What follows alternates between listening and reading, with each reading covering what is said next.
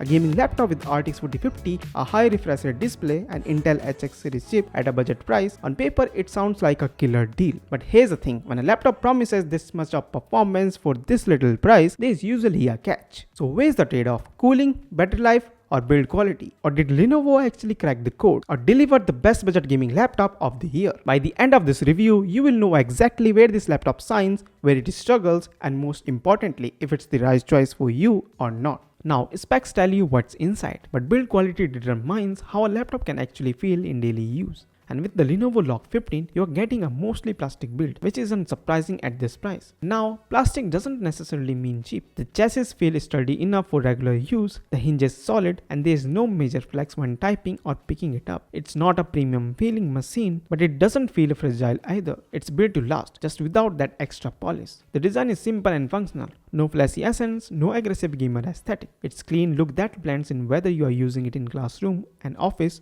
or a gaming setup. The LOQ lacks that refined finish and premium materials. That said, for the price you are getting a well-built machine that can handle daily use without issues. It won't turn head, but it does the job. So if you want something with a metal chassis and a more premium feel, you will have to look at the higher end models. But if your focus is performance over aesthetic, this laptop holds up just fine. First up, the keyboard. For a budget gaming laptop, it's actually pretty good. You're getting a full-size layout with a numpad, which is always a plus. Key travel is decent, tactile feedback is solid, and it's comfortable for both gaming and typing. Is it the best keyboard out there? No. But for long sessions, it gets the job done without feeling messy or cheap. And of course, it's backlit because it's a gaming laptop and lightning is basically a requirement at this price point. Now, the touchpad. It's fine, nothing special, just a plastic surface that works well. It supports Windows precision drivers, so gestures are smooth and responsive. But if you are coming from a high-end laptop, it won't feel as premium. Then again, if you're buying this for gaming, you are using a mouse 99% of the time. So here's the takeaway.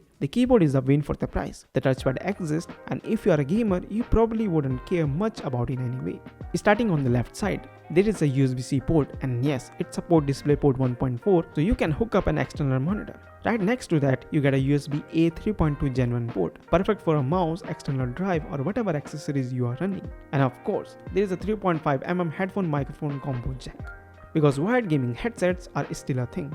And finally, around the back, you get the power port and an Ethernet port, because let's be real, wired internet is still king for gaming. A 144Hz Full HD IPS panel on a budget gaming laptop sounds like a win. Fast refresh rate, decent visuals, seems like everything you need. But the real question is, how good is it beyond just the numbers? Color accuracy is solid, but not pro level, covering 99% of sRGB, 74% of Adobe RGB, 76% of DCI-P3, and 69% of NTSC. That means games and videos will look good. Brightness hits 300 nits, which is fine for indoor gaming but struggles under bright lighting. And while the 144Hz refresh rate keeps gameplay smooth, don't expect OLED level contrast or deep blacks. So is it the best display out there? No, but for gaming at this price, it does what it needs to. Fast, fluid, and good enough for most users. Now, as you know, this comes with the Intel Core i5-13450HX, which packs 10 cores, 16 threads, and a boost clock speed up to 4.6 GHz. So let's put it to the test. Starting with the Cinebench 2024, strong single-core performance means everyday task feels smooth and responsive, while the high multi-core score ensures you can juggle multiple apps, background tasks, and even some light rendering without slowdowns. Backing that up, Geekbench 6 tells a similar story. App launch instantly, Windows stays snappy, and multitasking feels effortless. Whether you are editing photos, cutting videos, or even diving into some light 3D modeling, this processor handles it with ease.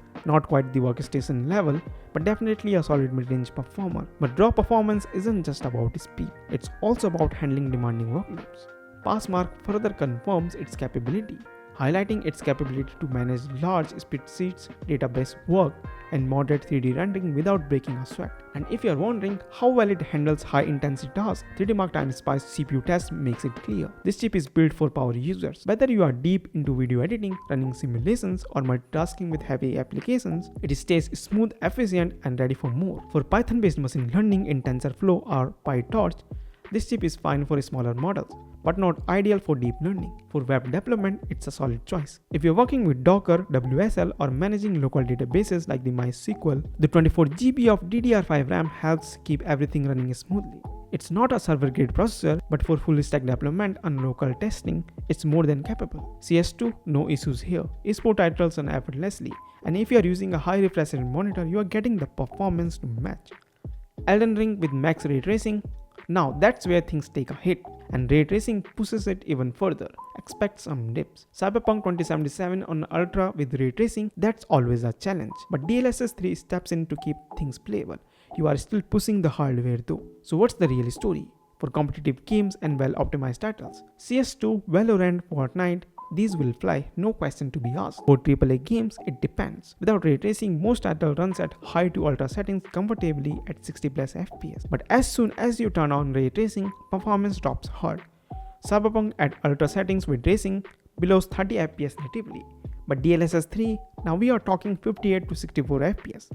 That's nearly double the performance with AI frame generation. And one more thing.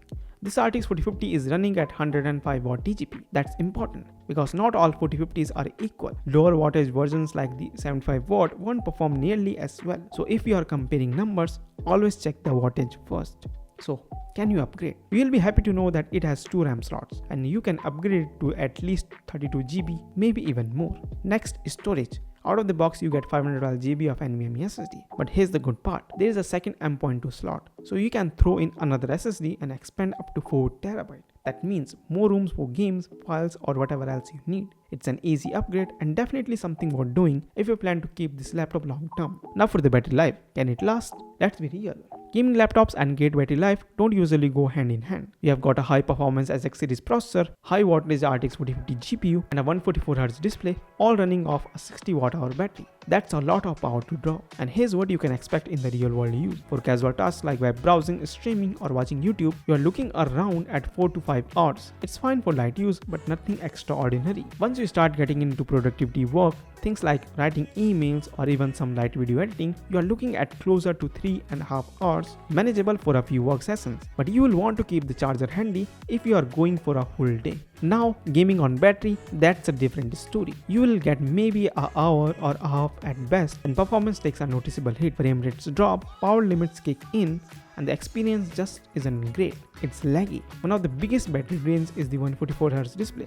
It's great for gaming, but if you're just scrolling through emails or watching a movie, switching to 60Hz can easily stretch your battery life by 15 to 20%. Under the heavy load, the CPU can hit 98 degrees Celsius and the GPU runs around 89 degrees. That's definitely on the hotter side, which isn't surprising for the high-powered HX series chip inside a compact chassis. Now, high temperature aren't always a deal breaker. As long as the clock speed stays stable and there's no major thermal throttling, the laptop will still perform well. But it does mean fans to have work overtime to keep things under control. And that brings us to the real issue, the fan noise. When this thing is under stress, it gets loud.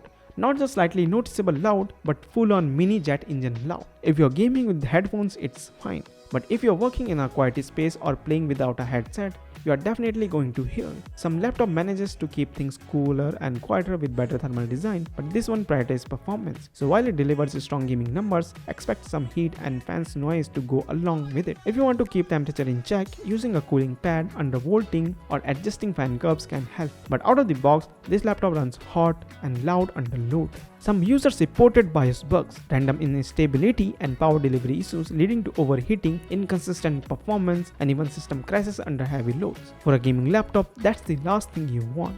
So did Lenovo actually fix it? With the 13th gen Intel and AMD 70,000 series models, Lenovo made some serious improvements. The BIOS has been optimized, power management is more efficient, and stability issues have been ironed out. On the Intel side, 13th gen chips now handle turbo boost better, delivering more consistent performance without overheating. Meanwhile, AMD 7000 series CPUs improved thermal efficiency, making battery life and heat management better than before. For everyone watching from Dehradun, Uttarakhand, this laptop is provided to us by Digital Stores, one of the largest and most trusted laptop stores in the city. They offer a wide range of laptops from top brands at some of the best prices. Want to know more about the Digital Stores? Check out the details linked in the description box down below. But as always, it's not about what's on this spec sheet. It's about how it actually performs when put to the test. Thanks for watching, and as always, keep vibing. I will see you in the next one.